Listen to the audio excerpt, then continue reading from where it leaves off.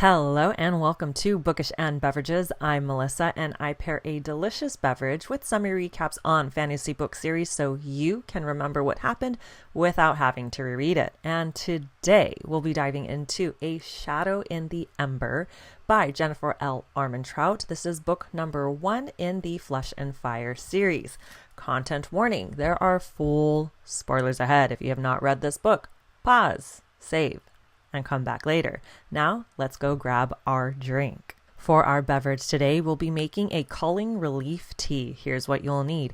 In a tea strainer for loose leaf teas, add 1 teaspoon of dried chamomile, add 1 teaspoon of peppermint, add half a teaspoon of fennel seed, add 1 cup of boiling water, cover, and let it steep for 5 minutes. Once it's done steeping, strain the tea, add honey or sweetener to your taste, stir, and enjoy. Drinks in hand, let's dive into our book. And yes, there is a pronunciation guide. And yes, I will definitely still mispronounce names, no matter how many times I have practiced them.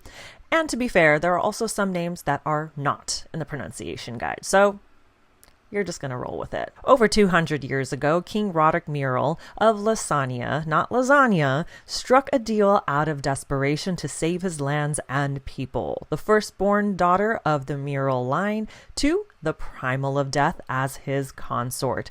Serafina Muriel, Sera for short, got the short end of the stick in this deal.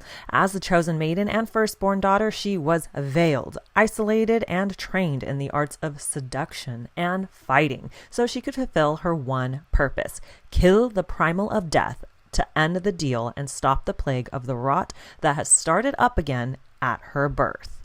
It's Sera's 17th birthday and time for the Primal of Death to collect her as his consort. Except when he does show up, he's like, nah, I've got no need for you.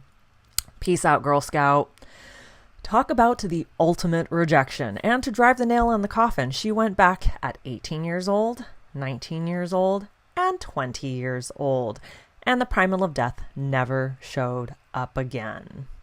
After Queen Calliphy, Sera's bitch of a mom that now only acknowledges her as her personal assassin, sends Sera to send a message to some lords. Sera wanders the streets and spots a god and goddess, Maid Mattis and Cressa, being unnecessarily cruel. Sera gets abruptly stopped when a handsome stranger, who turns out to be a god, trying to save her from her own courageous stupidity. To avoid being seen in the alleyway, Sera and the mystery man god make out like horny teens. With their charade done, Sera heads out to investigate the house the gods were at, and the mystery man god ends up there as well. Another day as a ghost in the kingdom, Sera plays detective as she enters the cottage of a seamstress after the goddess Mattis leaves. Sera ends up stabbing the mystery man god in the chest after he sneaks up on her. Oops. Lucky for her, he only destroys her Shadowstone dagger as they argue over the semantics of her stabbing habits and they survey the murder scene. Like a seance gone wrong, the seamstress rises back to life like an undead zombie, but with 4 fangs, and tries to attack Sera. The mysterious man god stabs the zombie seamstress and she turns into ash. What the just happened? Interrupting her training session as Maria, or Ezra, Sera's stepsister and only family member that treats her like a decent human being, summons her to help rescue a child in need. Dressed up looking like a snack, Sera goes to interview for a position with Nor, the douchewad dad of the child she's rescuing.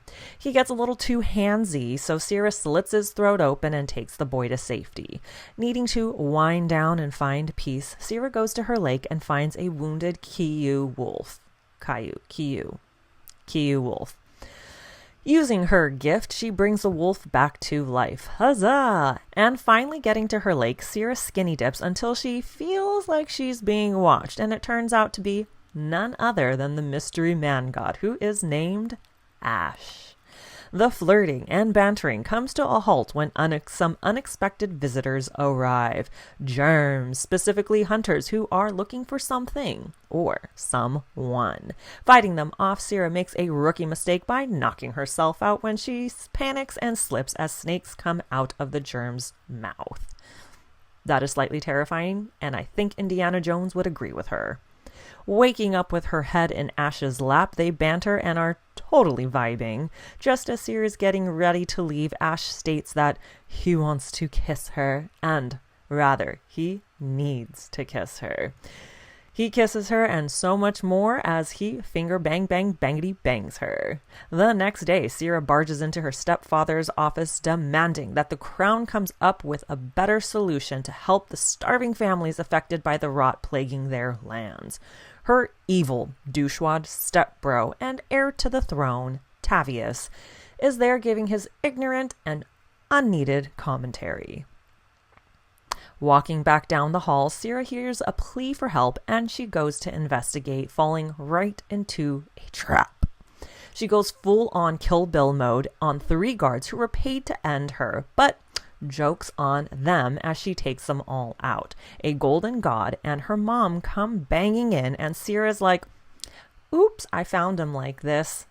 How tragic. A day later, Sierra and her stepsis Ezra are finishing up and heading out from helping tend the wounded from a previous riot because the king and queen really aren't doing shit, when an unknown dude calls out to Sierra. He's a god named Ector with a mysterious box. What's in the box? A Shadowstone dagger from Ash, her first gift ever. God, that is so sad.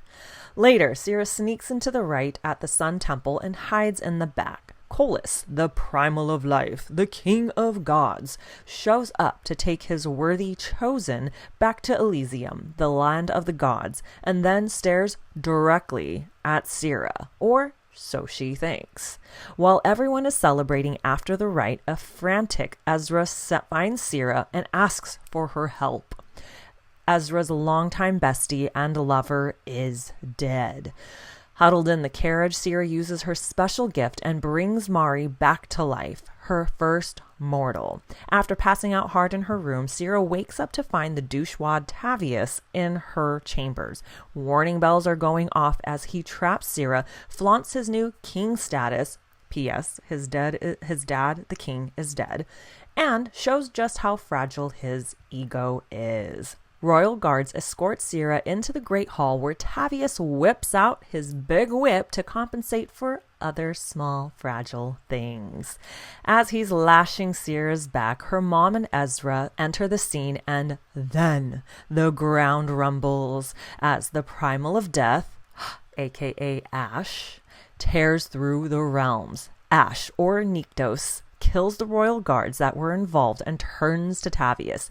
You pathetic pile of pissing shite. How dare you touch what's mine?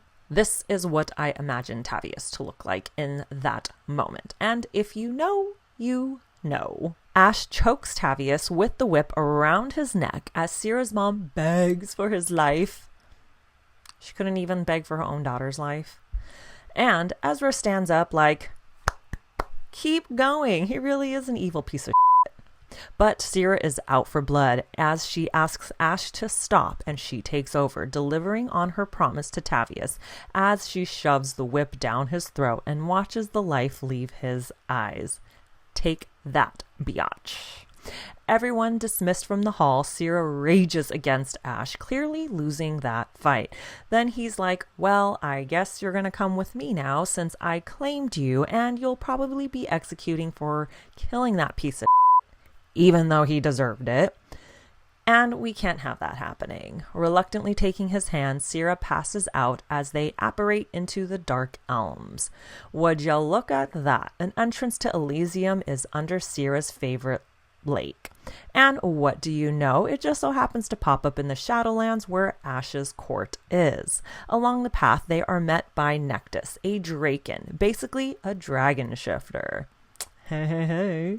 In Hades' palace, Sierra is introduced to a few new gods. Rain, who looks at her like she's sus, Theon and Layla, the twins, and Aias, who shows Sierra to her chambers. Ash pops in while she's bathing and offers to wash her hair while they question each other because obviously there are some serious things that they need to chat about now.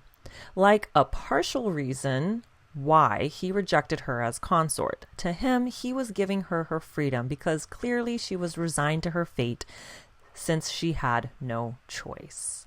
How could he tell? Oh, I can taste your emotions. Well, that's a bit invasive. And I can sense your pulse. Ash taunts her as he dries her off and then finger bangs her again. Ash applies a healing ointment while finishing answering Sierra's burning question. Why didn't he fulfill his end of the deal? Well, my dad made a deal when he was the primal of death. Not me. When he passed away, everything got passed down to me, even the deal. And no, I don't know why he made the deal for a consort, even though he was still in love with my deceased mom. Well, turns out neither of them had a choice in this whole situation. Guarded in her chambers, Sarah spends the next few days sleeping and 21 questioning anyone who visits until she gets a summons to join Ash for some brekkie, gets a palace tour, and reluctantly agrees to a few very reasonable agreements, aka rules, for her safety. Days later, Sierra gets ushered out of court, being held by Daddy Nyktos, hidden in the library when an unexpected visitor comes. Does she stay where she's supposed to? Of course not. I spy with my little eye Vessies, the primal of rights and prosperity, in the office with Ash. A jealous Sierra stomps off like the grown woman she is, and finds herself in the Redwoods, one of the places she agreed not to go in. What can go wrong? She heals an injured silver hawk, the hunter germs attack her, and hungry entombed gods come popping out of the ground like jack-in-the-boxes. She may slay and fight like a badass, but she's outnumbered, and Ash comes to the rescue. After he leaves, Sierra passes out before Scion can escort her back to the palace. Waking up with Nectus in her room, he's like, "Girl, I should have let your dumbass die and be done with you." But no, he had to use a rare antidote to save your life from the germ toxin. Alone with Ash, Sierra admits she was jealous of Vessies. She hates being alone, and he's all talk, no action. Ash claps back with a good old finger bang just to show her how interested he is. Unable to sleep one night after learning that the right of the chosen has become a complete sham, Sierra is surprised by Ash out on the balcony. Then she surprises him by exploring his wood with her hands and mouth after they open up to each other just a little bit more. Waking up tangled in Ash's arms and Jadis sleeping at her feet, Jadis is Nectus's 4-year-old Draken daughter, Sierra is startled by Nectus just casually perched on the railing watching them sleep. All right, Edward Culling, that's not awkward at all. But then Nectus ends it with a sweet sentiment calling Sierra one of his own because she brings Ash peace. On a walk in the courtyard with Hector, there's a bunch of commotion by the gate, and it turns out the missing girl named Gemma has been found, but it might be too late because she's knocking on death's door. Gathered in a chamber with Gemma, Ash, and the other gods, Sierra clocks Gemma's time of death, starts glowing silver, and unable to stop herself, she brings Gemma back to life. She carries an ember of life, and Ash starts putting all the puzzle pieces together. You got that ember from the OG Primal of life. My dad, not Colas. Fasten your seatbelt, slut puppy. My dad, Ethos, was the OG Primal of life, and his twin, my uncle, Colas, was the OG Primal of death. One day, Colas fell in love with a mortal named Satoria and scared her to death when he tried to talk to her. Homegirl literally ran off a cliff to avoid him. I think that's the biggest neon sign that she wanted nothing to do with him.